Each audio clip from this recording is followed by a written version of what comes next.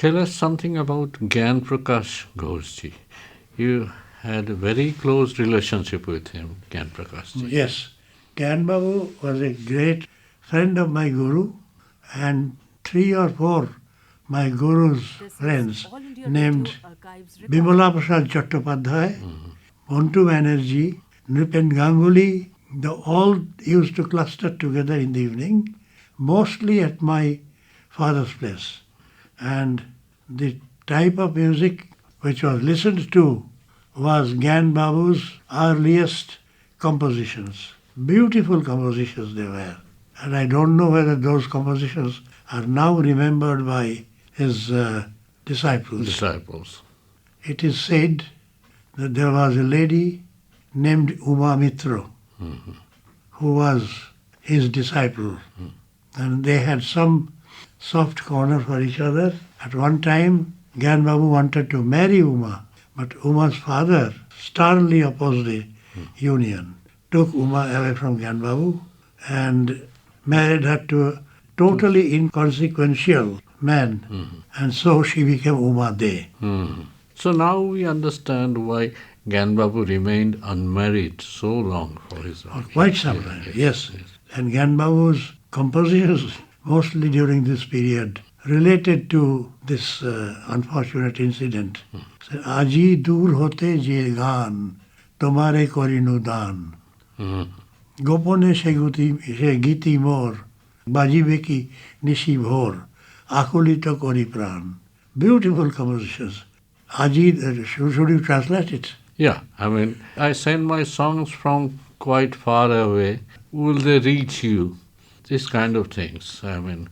Apart from a composer of music, as Gyan Babu was, he wrote the lyric as well as set another lyric them was, to tune. Yeah. Another lyric was, Aji dur hote je gaan, I have told you already. Aji ke shuru holo, akela patho chola, gane gane boli go, right. Holo na jaha bola. Yeah. Now on, my soul single journey has begun, starts, and I tell you in songs what I couldn't say in words. Very good. No, I was to ask you about the other aspect of Gyan Babu. A master guru of tabla. I don't know how many disciples he has, made in this course of this training. His earliest disciple is no longer there. Dilip Das. He was a tiger cub. He went off fairly at an early age, and then again came Kanai Dutt, yes. Shamal Bose, Shankar Ghosh, and a host of tabla players who are now adorning the stage. Yeah, they are all internationally famous, all of them. Yes. Gyan Babu is a man who has really been very prolific in bringing out disciples of that order. In the area of music, he had Prasoon Banerjee as almost disciples, and Meera Banerjee was also probably. And in this area of tabla, Kanai Dutt, Shankar Ghosh, Shamal Bose, all these people.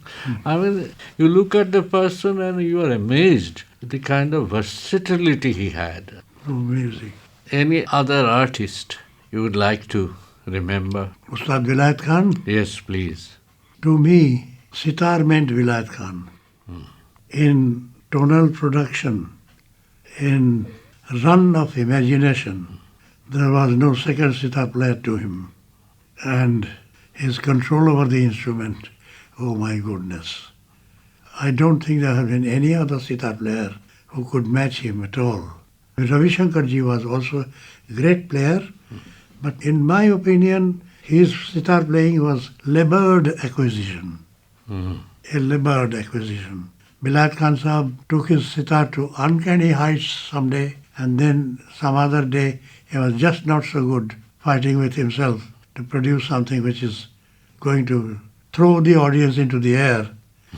That sort of thing. Yeah. How would you rate another artist you are very fond of, Nikhil Banerjee? Nikhil tested a number of gurus. Possibly he started with Mushtaq Ali Khan. Then he came to my guru. After that, he migrated to Baba Alauddin Khan? No. in between Birendra Kishore Rai Rai Chaudhary. Chaudhary, And yes. Birendra Kishore ultimately took him to Baba Alauddin. And he virtually vanished into thin air, was never seen in Calcutta. When he was seen at last in Calcutta, he had grown a beard and was a terrific sitar player. Yes. His style was very carefully eked out. He took extreme care not to sound like Vilayat Khan. He took equally extreme care not to sound like Ravi Shankar. So he wanted to develop his own distinctive Musical style. personality. Yeah, personality. So that his music was only his music. Yes, Very difficult thing to do that's true. Unfortunately, he died at the age of somewhere 50. 50, yes. You must have yourself, you have taught many students in Sarod. How would you evaluate the Sarod scene in India now? I mean, is it very promising? Are there many wonderful players? There are many players, not all of them wonderful, but coming from different corners of India, they have only one thing. They are only either being carbon copies of My Har Gharana or Ustad Amjad Ali Khan's Gharana. Boys coming from my Gharana, they did not have that amount of opening or listening. Because outside Calcutta, the people, Kaun Gharana?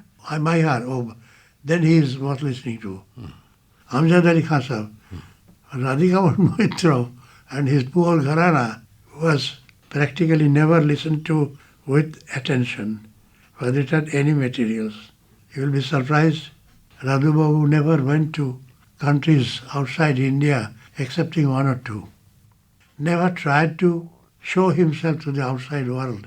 Place himself, "Yeah, this is my material, please listen to it and tell me what you think about it." The world will come to you.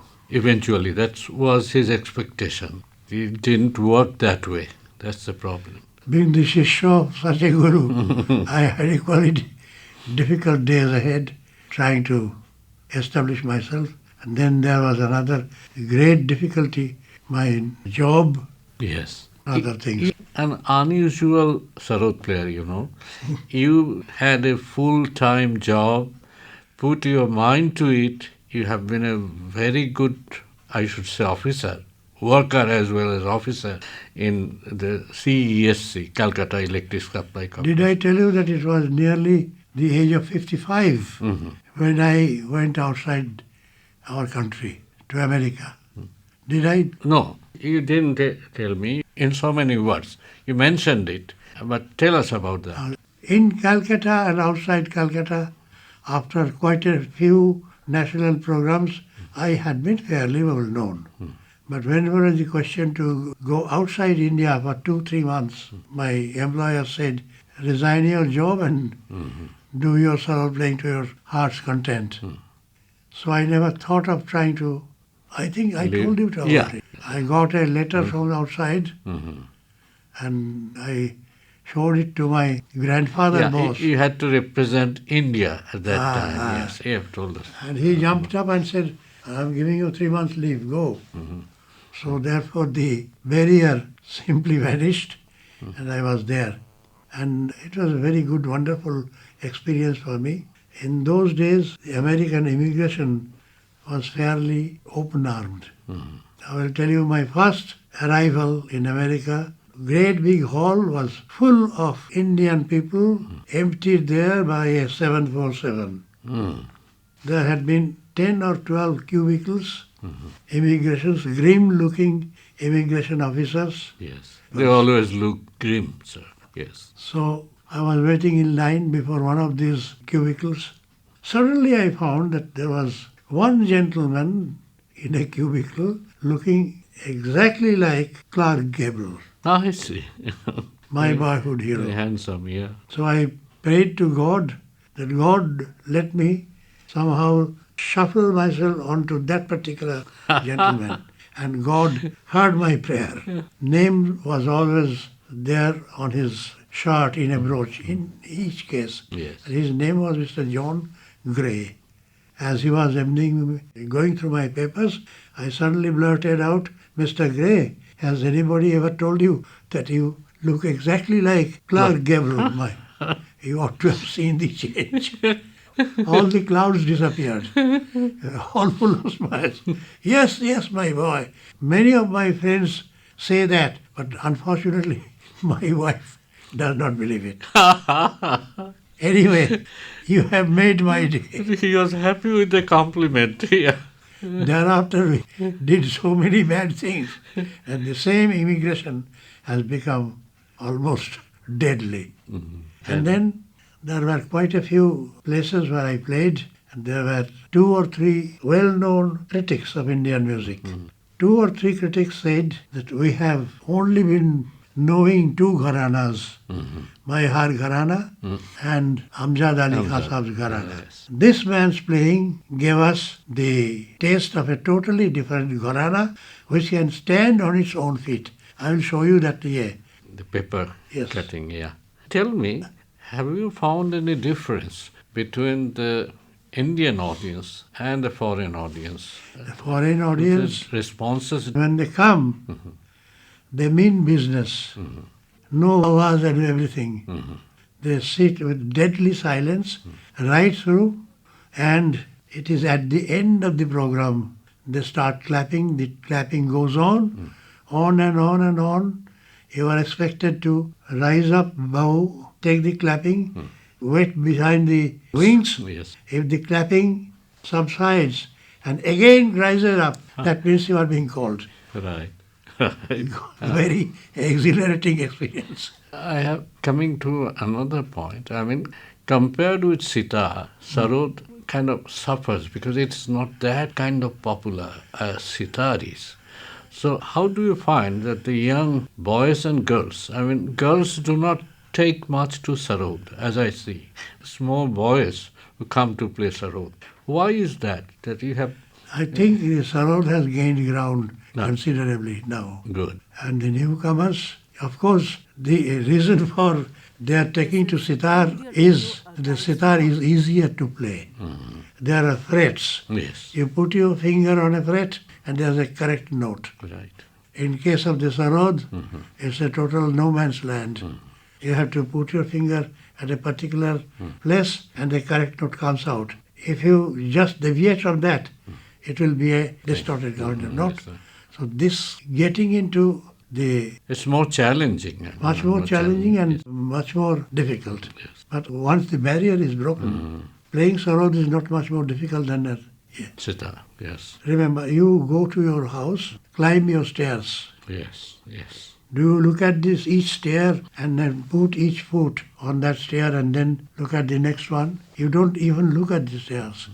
You have full control. No. In Indian parlance, it's called andaz. Andas, yes. You develop your andaz. Right. Re is so much away from sa. Ga is so much away from re. Yes. And that you will find most of the sarod players not looking at their fingerboard at all, going on playing. Only great big difference is Ali Akbar Khan Sahib himself. He immerses himself into his sarod, never lifts his head. It's not that he does not have to calculate where to put his next finger, but it's just that he goes into his sarod Yes. totally. It becomes a second nature. I think next question is somewhat delicate. I mean, you have many contemporary artists of sarod.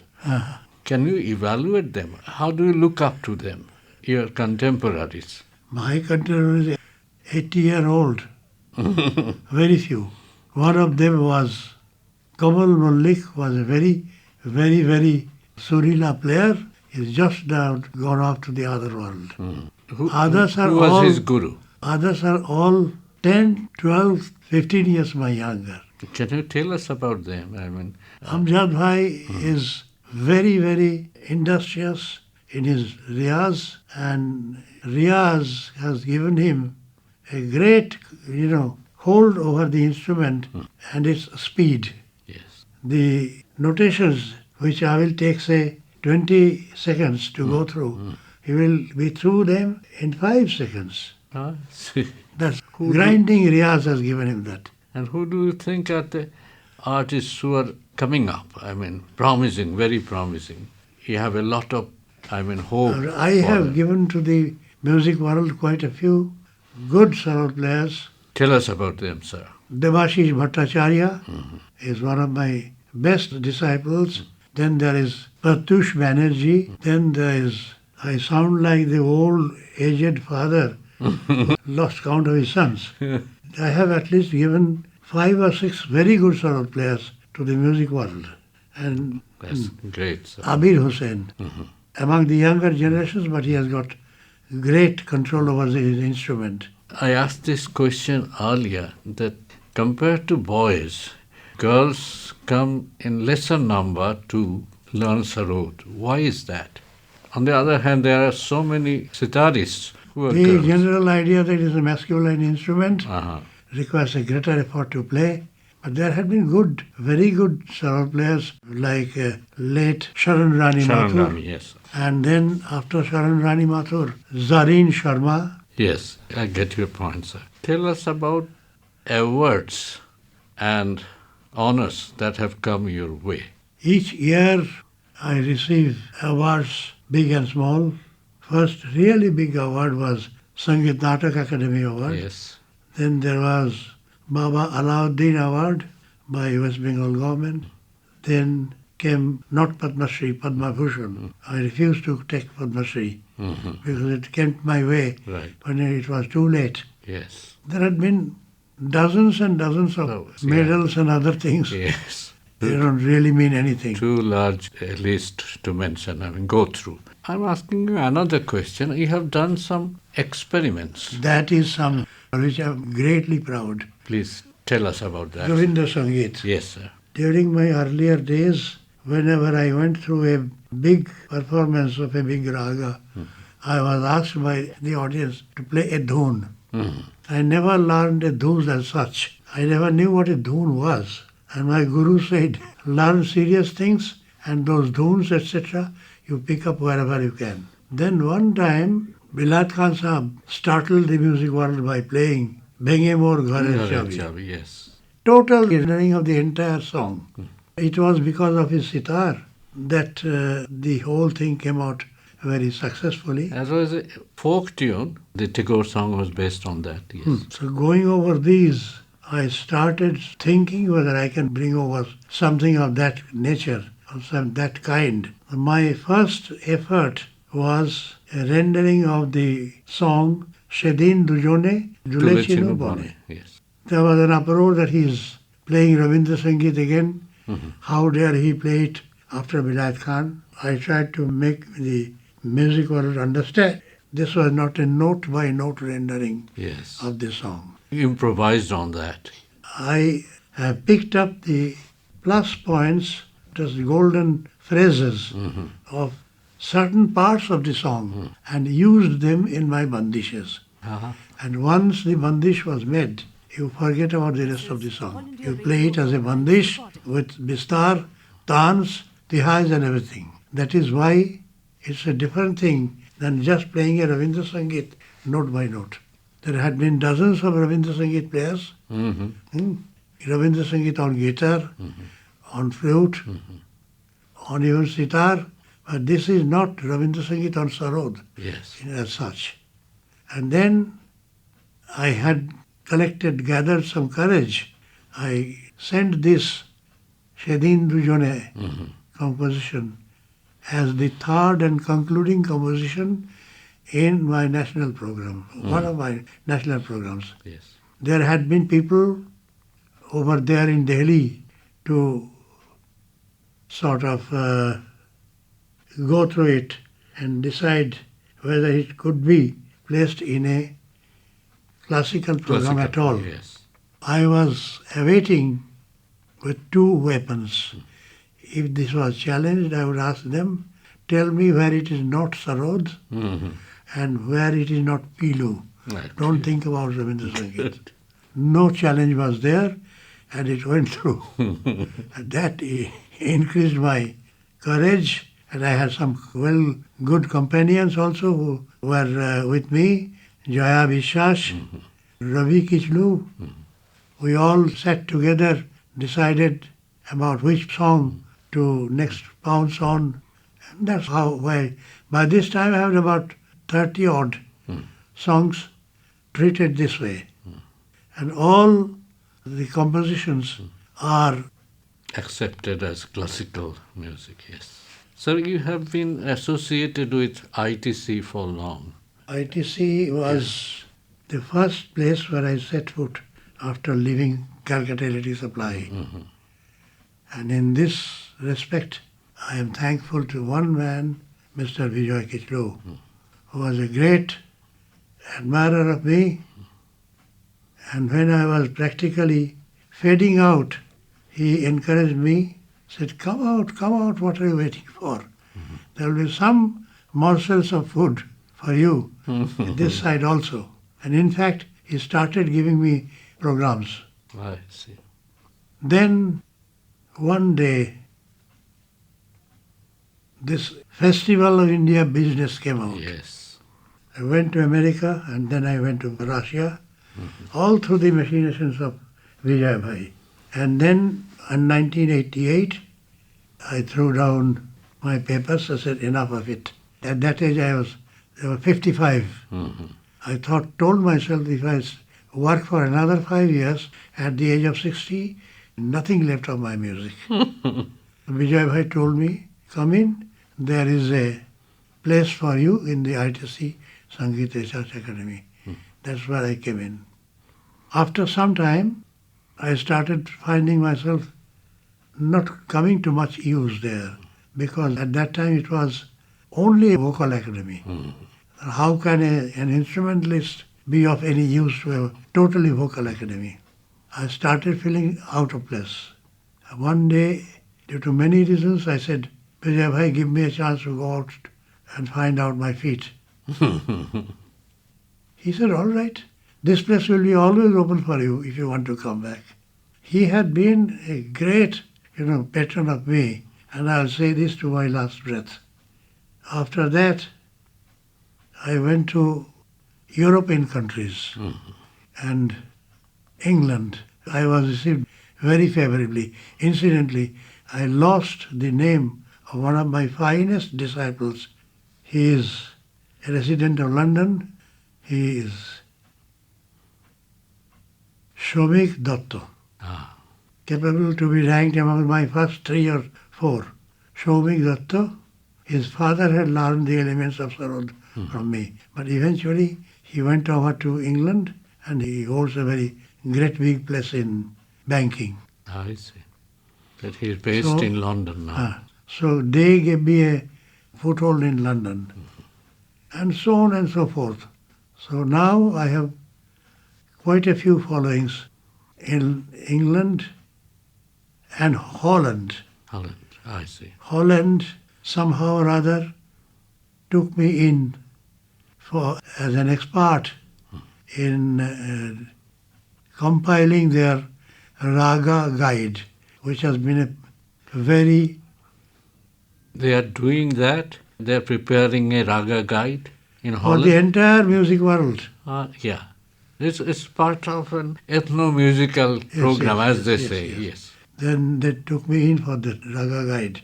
Out of 72 ragas detailed in the Raga guide, I compiled the entire guide with them, and I provided illustrations for about 18 of the ragas. And other people there, Hariprasad Chaurasia and others. So after doing the Raga guide, Rotterdam Conservatorium called me quite a few times for teaching. And Holland became my favorite place. Yes. It's a beautiful country too. Yes.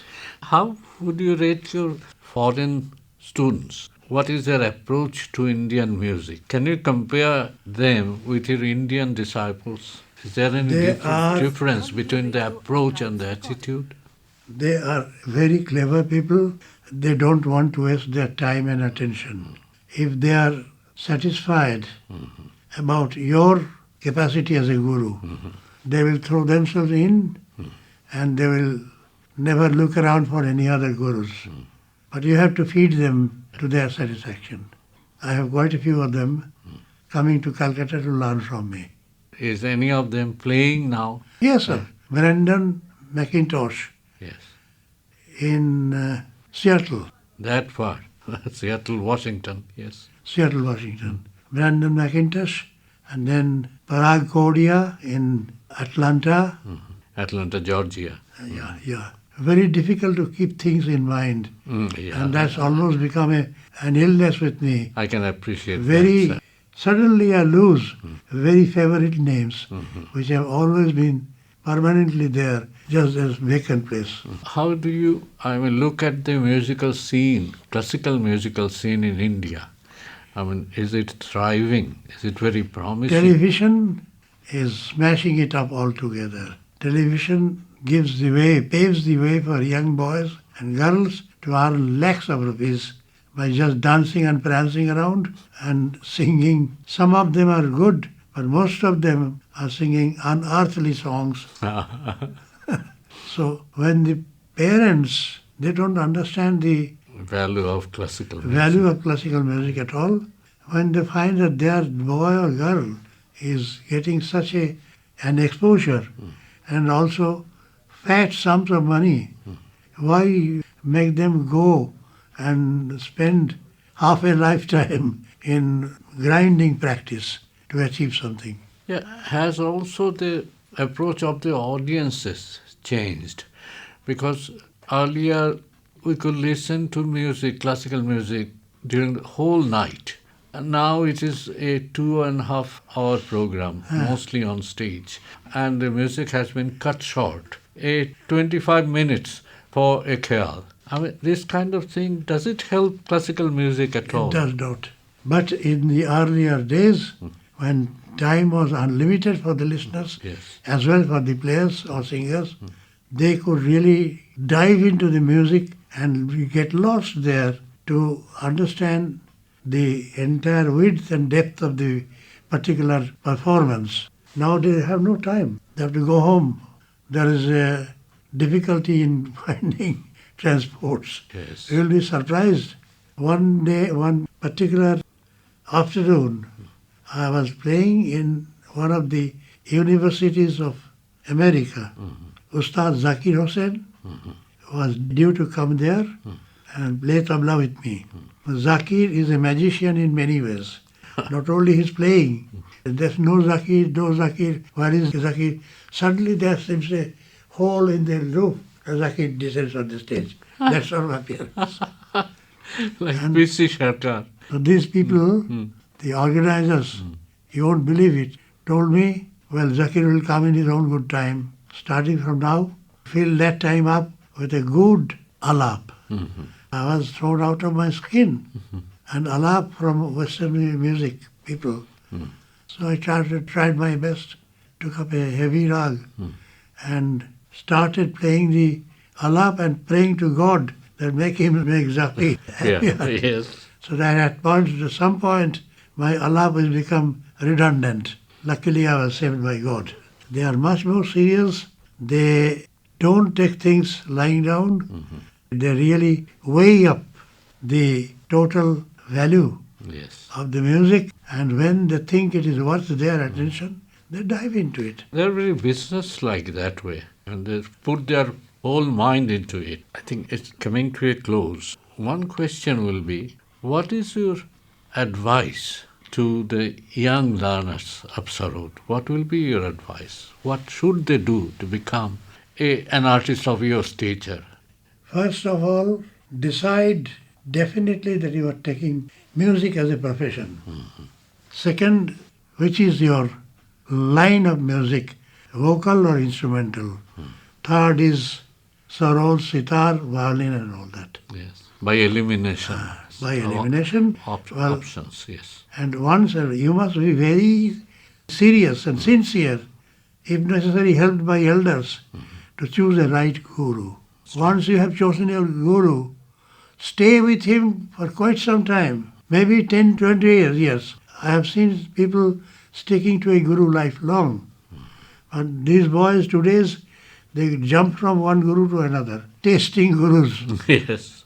Which one is better? Quality of a guru is not there in getting him programs in television or radio.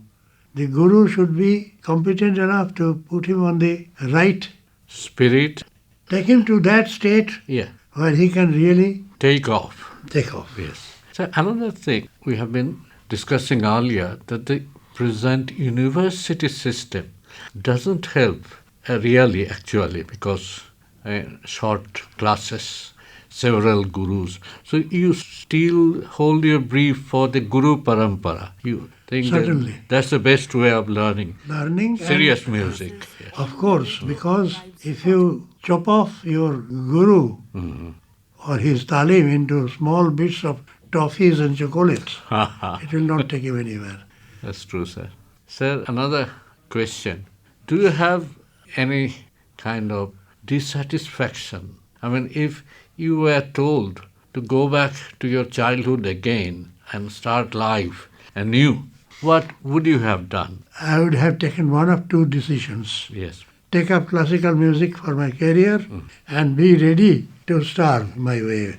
Or take up some other avenue of learning in which lesser labor gives you a greater return. Or that there's no second thoughts. But as I say, there's no second thoughts. You would have stuck with music, classical music, as you say, if you had any chance once again going back and start the life anew. Yes, of course. But my base from which I am coming, how much that would sustain me if I failed to register in musical world, Right. that would possibly be a great deciding factor. That's true. I mean, there have been quite a few tragedies when people getting lost Today, along the way. Today, I think I can feed myself by my music. Yes. 15 years earlier, I couldn't. So therefore, one big thing to is to decide about who is your right guru and stick to him.